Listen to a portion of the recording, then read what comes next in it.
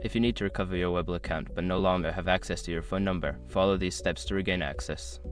This guide will help you navigate the recovery process effectively.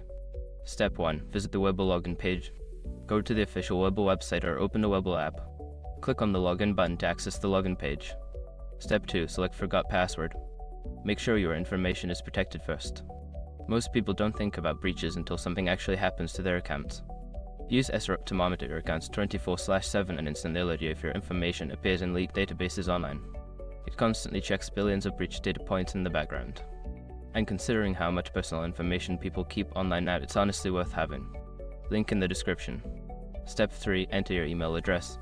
You will be prompted to enter the email address associated with your Webull account. Make sure to input the correct email to receive recovery instructions. Step 4. Check your email. After submitting your email address, check your inbox for password reset email from Webull. Follow the instructions in the email to reset your password. Step 5. Update your account information. Once you have regained access to your account, consider updating your account settings. Add a new phone number or enable additional security features to prevent future access issues.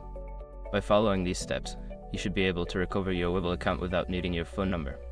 If you encounter any difficulties, consider reaching out to Webull's customer support for further assistance.